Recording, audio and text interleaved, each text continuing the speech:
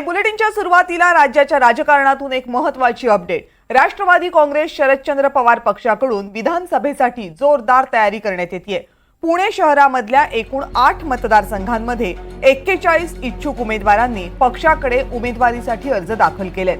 शरद पवार गटाकडून पुणे शहरातील 8ही विधानसभा मतदारसंघांमधून इच्छुक उमेदवारांचे अर्ज मागवण्यात आले होते। 41 इच्छुकांनी उमेदवारीसाठी अर्ज दाखल केलेत। लवकरच या सर्व इच्छुक उमेदवारांची मुलाखत घेतली जाईल। राष्ट्रवादी काँग्रेसच्या प्रशांत जगताप यांनी या संदर्भातली माहिती दिली आहे। आपले प्रतिनिधी राहुल कुलकर्णी सध्या आपल्या सोबत आहेत। राहुल, बऱ्याच हालचाली सध्या घडतायत जागा वाटपाच्या संदर्भात आणि उमेदवार निवडीच्या संदर्भात सुद्धा।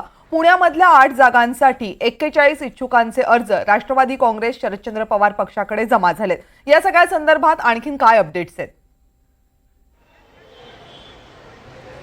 सगळ्यात महत्त्वाचं म्हणजे जे प्रशांत जगताप आहे, जे शहराध्यक्ष आहेत, जे माजी महापौर आहेत, त्यांच्या सह 3-4 नगरसेवक इच्छुक आहेत। काही अशी मंडळी आहेत की जी प्रदीर्घ काळ आपल्याला विधानसभा लढायची आहे यातनं प्रयत्न करत होती। आता हडपसरसाठी 5 जण इच्छुक आहेत, वडगाव शेरीसाठी 8 जण इच्छुक आहेत, शिवाजीनगरसाठी 7 जण इच्छुक आहेत, खडकवासल्यासाठी 9 जण इच्छुक आहेत, पुणे कॅन्टोन्मेंटसाठी 5 जण इच्छुक आहेत, पर्वतीसाठी 4 जण इच्छुक आहेत, कोथरूडसाठी 4 जण इच्छुक आहेत आणि कसब्यामध्ये 1 जण इच्छुक आहे। आता कविता, याचे अर्थ काय होतात? श्री शरद पवार यांच्या पक्षाकडे ही जी उमेदवारांची मोठी गर्दी होताना दिसते आहे, तर एक प्रकारचे संकेत आहेत की लोकसभेला ज्या पद्धतीचं यश, जो स्ट्राईक रेट 80% वगैरे शरद पवार गटानं दाखवला, त्यानंतर पक्षात असलेले इच्छुक मोठ्या प्रमाणामध्ये अर्ज करताना दिसत आहेत। आणि दुसरा त्याचा अर्थ असा होतो की महाविकास आघाडी, कालपासून आपण बघतो की 125 जागांचं वाटप हे महाविकास आघाडीमध्ये झालं आहे, असं श्री बाळासाहेब थोरात,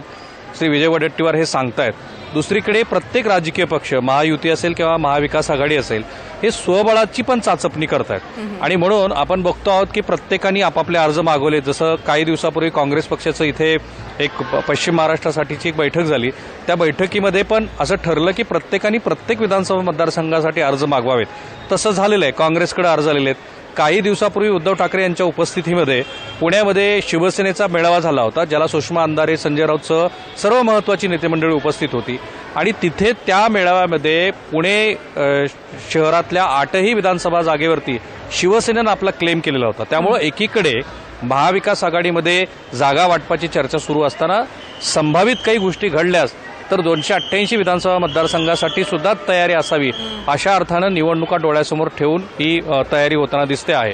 तिसरी महत्त्वाची गोष्ट, 3 जागा काँग्रेस, 3 जागा राष्ट्रवादी काँग्रेस आणि 2 जागा शिवसेना लढेल, अशा पद्धतीचे सूत्र आपल्याला माहिती देत होते महाविकास आघाडी अंतर्गत।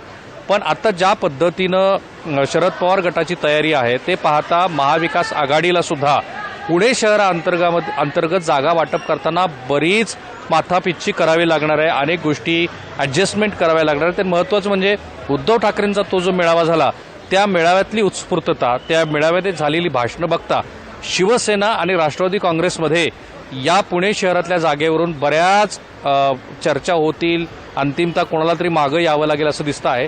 याची गोळाबेरीज एवढीच आहे की शरद पवार यांच्याबद्दलचं जे काही परसेप्शन, विशेषतः त्यांचा जो गड आहे पश्चिम महाराष्ट्र आणि पुणे, ते किमान उमेदवारी मागण्यामध्ये तरी आजही कायम आहे असं आपल्याला दिसतं आहे।